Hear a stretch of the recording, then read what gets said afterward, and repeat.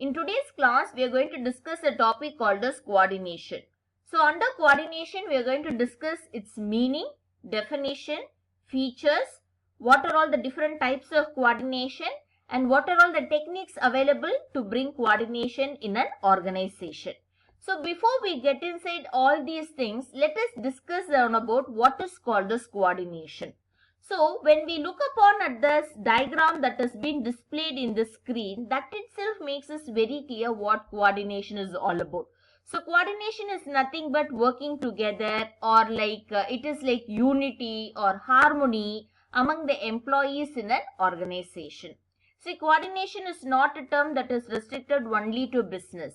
Coordination is required in all walks of life. Even if you take in a family also, coordination is needed. Only if all the family members are united, the family can be very successful. The members can lead a happy and a very smooth life. So, if the same coordination exists in a company, the company can grow very faster. The company can start tasting the success very early. So, now we will see what is the meaning of coordination. So, coordination is not a separate function of a management like planning, organizing. Coordination is not a separate function of management, but the result of functions of management is coordination. Okay, the result of the functions of management is coordination. See, coordination, you need not identify it as a separate function of management. In every function of management, coordination exists. Even in planning stage, coordination is needed in the planning department among the members. Similarly, in the organizing stage, coordination is needed between the employees to work together. Even in directing, in all functions of management, coordination is needed. But coordination is not a separate function of management. It is a result, or it is the end of the functions of management. Coordination is well explained with the help of an example. Like managerial functions are spokes in the wheel of coordination. If you take a bicycle, in a bicycle we have a wheel. In that wheel, there are so many spokes are there that connects the rim to the wheel. So, the functions of management, that is planning, organizing, staffing, directing and controlling, are like spokes, and the wheel is called as coordination. So, without spokes, the wheel cannot be effective. The wheel cannot contribute for the bicycle. Similarly, without wheel, if the spokes are there, the bicycle becomes useless. So, both are needed. Both functions of management are needed, and the result of functions of management is coordination. And coordination is an orderly arrangement of individual efforts. That is, if employees are working individually, if I am going to combine the effort of lot of individual employees, the result is coordination. Okay, no single individual can directly contribute to an organization's success. Lot of individuals should work together as a team or as a group, and then only they can contribute for the organization's success. For that, coordination is the essence part of it. Now we'll see what is the definition of coordination. So according to Henry Fayol, to coordinate is to harmonize. Harmonize means harmony. Harmony means unity. All the activities of a concern. Concern means here it refers to enterprise or a company, so as to facilitate its working and its success. That is, if you want an enterprise to function successfully, we need unity or coordination. In a well-coordinated enterprise, each department works in harmony with others and is fully informed of its role in the organization. That is, in a well-coordinated enterprise or in a company, all the departments will be well connected with each other. They know what is expected out of them, and they will also help other departments to function effectively. I tell you an example, like if you take in a college also, a student from a commerce department, she has to study English paper, language paper, maths paper, and then economics paper, like that other department papers. So only if a good coordination exists between all these departments like English, maths, stats, computer, commerce department, then only the student can study without any disturbance and confusion. In the same way, in an enterprise also, all the departments should function in a coordinated manner. Then only the enterprise can achieve on about success. So next we'll see on about what are all the features of coordination. So the first feature is coordination is the essence of management. Essence means it is the vital or it is the epitome of management. The core part of management itself is coordination. Without coordination, management itself is not possible. In that way, coordination is very, very important. The next feature is it is the basic responsibility of management.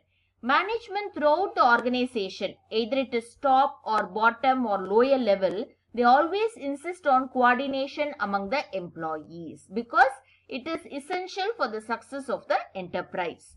It does not arise spontaneously or by force. You can't force a person to work in a coordinated manner. It should come from within. And next one, it is a result of deliberate action by management. Management, they should always work towards bring coordination among the employees. Management should always insist on teamwork, team spirit, working in groups, and they should always insist on cooperation among the employees. And coordination is a continuous process. It is not just a one-time step. It is a continuous or an ongoing process. It is the responsibility of every manager. Every manager at all levels of management insists on coordination among the employees. Next, we'll see what is the need or the importance for coordination. There are 4 important reasons as to why coordination is very essential in a company. First one, efficiency and effectiveness. So what happened with the help of coordination, the departments can clarify between themselves. In that way, they can avoid overlapping of the work, they can avoid duplication of the work because instantly the departments can clarify between themselves. In that way, they can avoid duplication and overlapping of work. The second advantage is unity of direction. So unity of direction means everyone will be very clear about what is the path in which I should travel. And it also helps to avoid lot of conflicts between departments, between managers and between employees in an organization. So to avoid conflicts at the department level or at individual employee level, coordination is very important. The third important advantage of coordination is human relation. So human relation means what happened? Human relation means we know. Here we are going to talk about employees. So what happened is that employees will try to work in a team. Okay, employees will try to work in a team. With the help of coordination, it brings people together. It increases the motivation and morale of the employees. And employees will feel very happy because they are able to express their ideas, opinions, suggestions, and they can instantly overcome conflicts that arise between them. In all these ways, employees feel happy and satisfied to work in a company which insists on coordination. Harmony among the people. Harmony means unity will always exist among the employees where coordination is insisted by the management. The fourth important advantage of coordination is quintessence of management. It is the essence or it is the main core content of management itself is coordination. If you want an enterprise to be successful, they should definitely insist on coordination among the employees. Without coordination, nothing is possible. Even I tell you an example. If you take a cricket team, 11 players are there. All the 11 players should work as a team. Then only the team can win the match. Even if one single player is not cooperating with the remaining 10 players, the team will lose the match. So, in the same way, coordination is very essential among the employees. If an enterprise is well coordinated, they can very easily achieve on about success. So next we'll see on about what are all the requisites for effective coordination. So requisites means the first one, direct personal contact. So as far as possible, okay, employees need to have a direct face-to-face contact. In that way, they can convey their ideas, information, opinions, suggestions directly to the concerned person. So face-to-face contact is a very, very effective way of communication. By following direct face-to-face or personal contact between the employees, you can also overcome misunderstandings between them. We normally used to say, no, if two friends fight, if they both sit together and talk, no, they can overcome all their problems, difference of opinion and all those things.